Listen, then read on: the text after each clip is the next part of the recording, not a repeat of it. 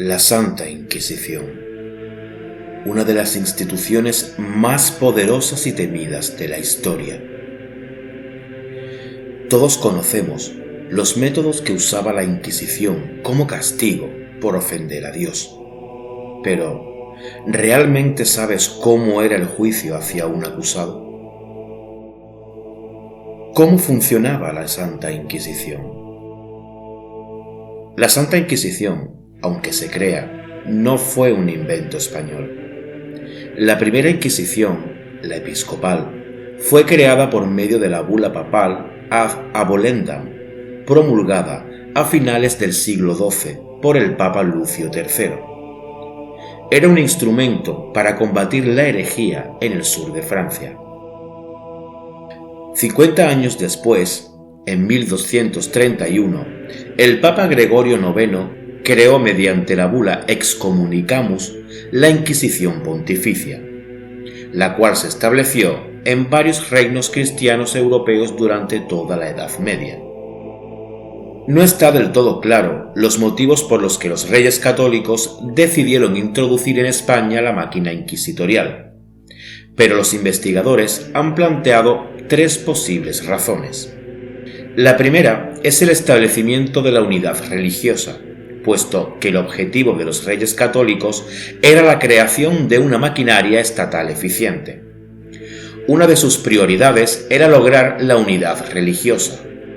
Además, la Inquisición permitía a la monarquía intervenir activamente en asuntos religiosos, sin necesitar la intermediación del Papa. La segunda, para poder acabar con la poderosa minoría judeoconversa. Y la tercera, por la financiación económica, puesto que una de las medidas que se tomaba con los procesados era la confiscación de sus bienes, y gran parte de la población judía tenía bastante solvencia económica. En 1447, la reina Isabel estaba en Sevilla. El dominico sevillano Alonso de Ojeda le comenta que muchos judeoconversos siguen practicando el judaísmo a pesar de que habían sido bautizados en la fe cristiana, lo que suponía una ofensa hacia Dios. Así que, para descubrir y acabar con los falsos conversos, los reyes católicos decidieron que se introdujera la Inquisición en Castilla, y para ello pidieron al Papa su consentimiento. La respuesta se produjo el 1 de noviembre de 1478, cuando el Papa Sixto IV promulgó la bula Exigit Sinceras Devotionis Affectus, por la que quedaba constituida la Inquisición para la Corona de Castilla. La Corona era quien nombraba a los inquisidores. Esto hará que el Tribunal de la Inquisición también sea un tribunal vinculado a la política.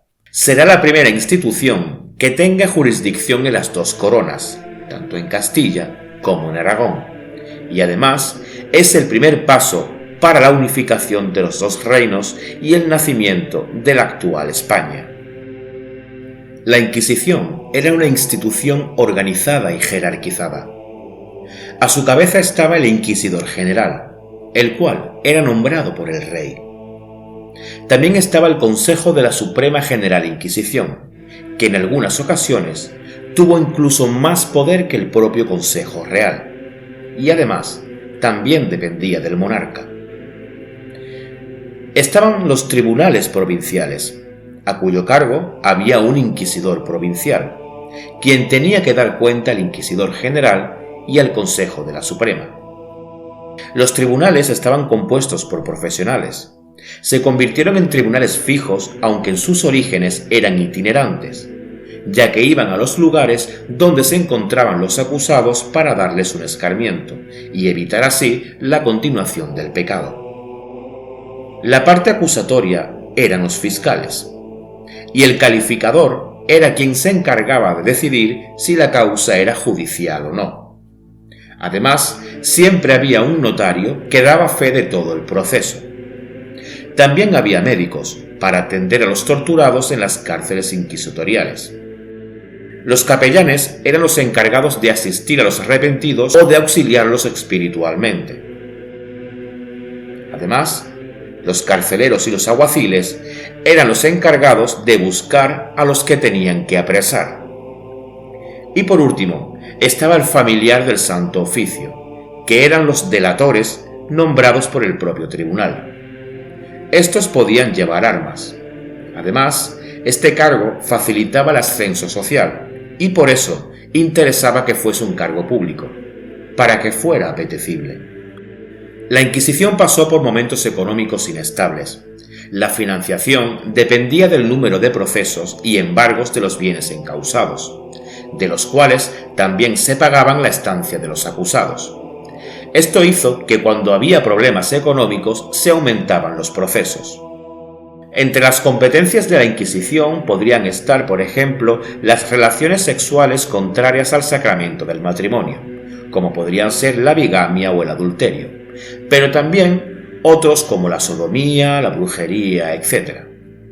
Cuando un acusado huía antes de ser apresado, el procedimiento seguía adelante, pero en su lugar ponían a un muñeco, e igualmente también se le confiscaban los bienes. El primer auto de fe se celebró en Sevilla el 6 de febrero de 1481. Fueron quemadas vivas 6 personas. Desde entonces, la presencia de la Inquisición en la Corona de Castilla se incrementó rápidamente, y para 1492, año del descubrimiento de América, existían tribunales en 8 ciudades castellanas: Ávila, Córdoba, Jaén, Medina del Campo, Segovia, Sigüenza, Toledo y Valladolid. Pero, ¿cómo funcionaba realmente la Santa Inquisición? ¿Cuál era el procedimiento que se seguía en un juicio? Las instrucciones a seguir por la Inquisición fueron publicadas por Torquemada el 29 de octubre de 1484 con el nombre de Compilación de las Instrucciones del Oficio de la Santa Inquisición. Los inquisidores buscaban establecer la veracidad de una acusación en materia de fe. Precisamente el verbo inquiro en latín significa buscar, e inquisitio significa búsqueda. En los primeros tiempos, cuando la Inquisición llegaba a una ciudad, el primer paso era el edicto de gracia. En la misa del domingo, el inquisidor procedía a leer el edicto. Se explicaban las posibles herejías y se animaba a todos los feligreses a acudir a los tribunales de la Inquisición para descargar sus conciencias. Se denominaban edictos de gracia porque a todos los autoinculpados que se presentasen dentro de un periodo de gracia se les ofrecía la posibilidad de reconciliarse con la Iglesia sin castigos severos. La promesa de benevolencia resulta eficaz, y eran muchos los que se presentaban voluntariamente ante la Inquisición. Como la herejía no era solo un pecado, sino también un delito, no bastaba con la confesión para ser absuelto. De hecho, se recordaba en los edictos de fe que los sacerdotes debían remitir a la Inquisición a aquellos que se acusaran de pecados contra la fe, por lo que su confesión debía ser pública. Además, no bastaba con denunciarse a sí mismo, sino que había que denunciar también a sus cómplices, incluso si estos habían muerto, porque en este caso sus restos eran desenterrados y quemados. Esto era una obligación que se extendía a todos los creyentes bajo la pena de excomunión. Gracias a esto, la Inquisición contaba con una inagotable provisión de informantes. Los delatores siempre se mantenían en el anonimato, y si sus afirmaciones se demostraban que eran falsas, no eran castigados con la misma pena que le hubiera correspondido al acusado. De esta forma, se facilitaban las denuncias, y se protegía a los testigos de las presiones y de una posible venganza. Pero también se permitía con ello que muchas de ellas se debieran a motivos personales o para deshacerse de un competidor. Es decir, las denuncias falsas corrieron como la pólvora. Tras la denuncia, el caso era examinado por los calificadores, quienes debían determinar si había herejía o no, y a continuación se procedía a detener al sospechoso. En la práctica, sin embargo, eran numerosas las detenciones preventivas, y se dieron situaciones de detenidos que esperaron hasta 2 años en prisión antes de que los calificadores examinasen su caso. En las instrucciones de Torquemada se recomendaba que no se procediera a la detención hasta que no se hubiera reunido los suficientes testimonios e indicios, ya que al hacerlo antes sería poner en guardia al acusado y darle la oportunidad de preparar su defensa. La detención del acusado implicaba la confiscación inmediata de sus bienes por la Inquisición.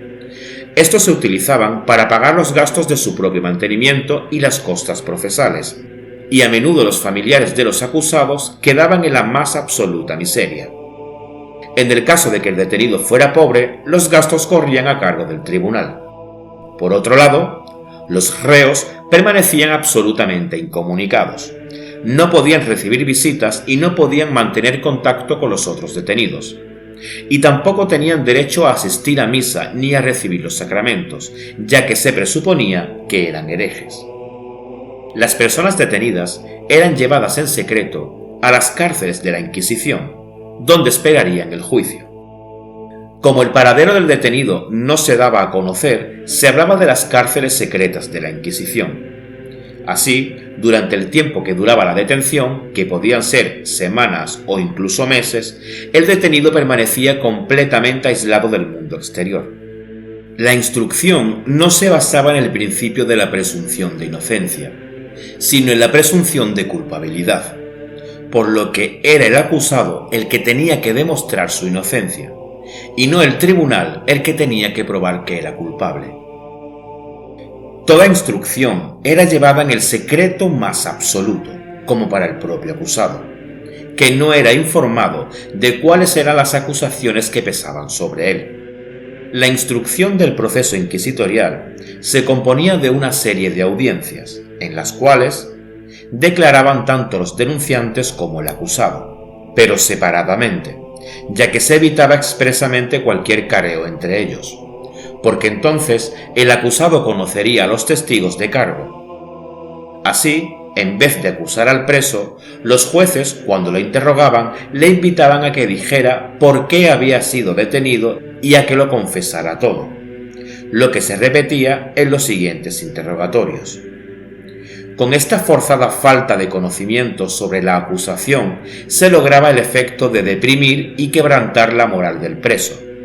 Si era inocente, quedaba hecho un mar de confusiones sobre lo que había de confesar, o bien confesaba delitos de los que ni siquiera le estaba acusando la Inquisición.